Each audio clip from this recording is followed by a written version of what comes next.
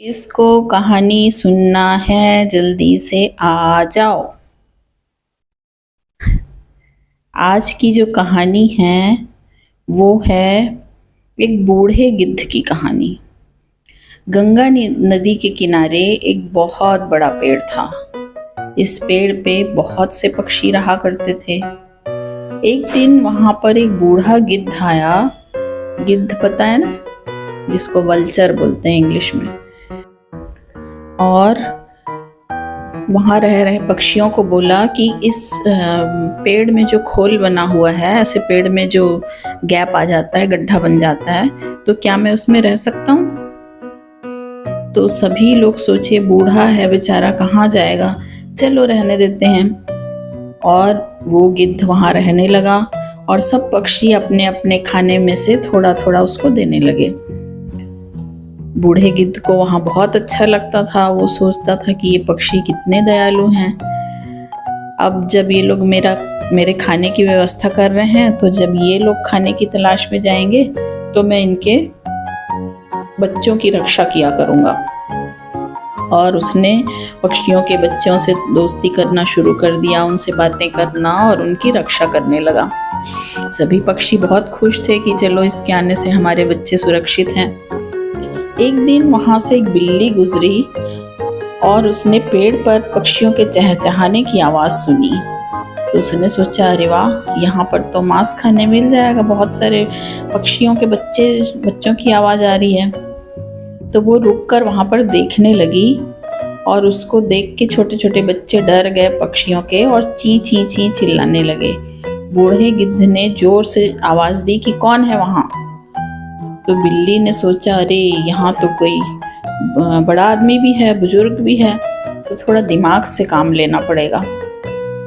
तो उसने बोला, मैं हूँ बिल्ली। तो बूढ़े ने डांटा कि यहाँ से चली जाओ वरना मैं तुमको खा जाऊंगा। अब बिल्ली तो बहुत चालाक थी। वो बोली कि ठीक है, खा लेना, पर पहले मैं कुछ कहना चाहती हूँ, उसको सुन लो। तो गिद्ध ने सोचा, चलो उसकी बात सुन लेते हैं, क्या बुराई है सुनने में। बिल्ली बोली कि मैं गंगा नदी के किनारे रहती हूँ, मैं बहुत ही धार्मिक किस्म की बिल्ली हूँ और अभी गंगा नदी में नहा के ही आ रही हूँ। तो गिद्ध बोला कि मैं कैसे तुम पर विश्वास करूँ, तुम मांस खाने वाली हो और यहाँ छोटे छोटे बच्चे रहते हैं पक्षियों के, चलो भागो यहाँ से। तो बिल्ली ने उत्तर दिया कि श्रीमान, मेरा विश्वास कीजिए, मैंने मांस खाना छोड़ दिया है। गंगा नदी के चारों तरफ बढ़िया हरियाली है, ढेर सारी सब्जियां हैं, फल है, मैं वही खाती हूँ।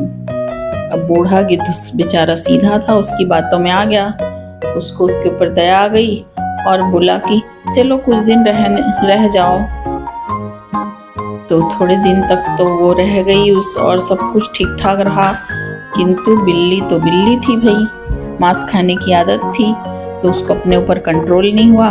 उसने धीरे धीरे करके एक एक पक्षियों के बच्चे को खाना शुरू किया और बूढ़े गिद्ध को पता भी नहीं चला, क्योंकि वो एक एक खा रही थी।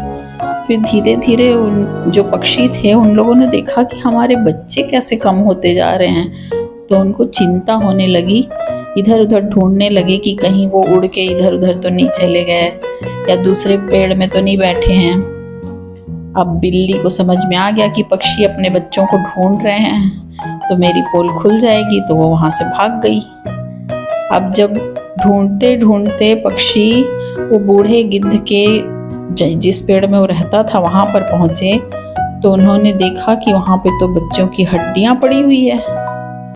अब उन लोगों को बहुत गुस्सा आया। उन लोगों को लगा इस बूढ़े ने ही मार डाला हमारे बच्चों को। ये सोचकर वो बहुत गुस्से में भर गया और सब ने मिलके उसको, बूढ़े गिद्ध को इतना मारा, इतनी चोंच मारी, और सब की मार खा के वो बूढ़ा बेचारा कैसे बचता, तो वो मर गया और बेचारे को दूसरे के ऊपर विश्वास करने की सजा भुगतनी पड़ी।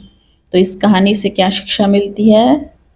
इस कहानी से ये शिक्षा मिलती है कि किसी अनजान आदमी पर कभी भरोसा मत करो।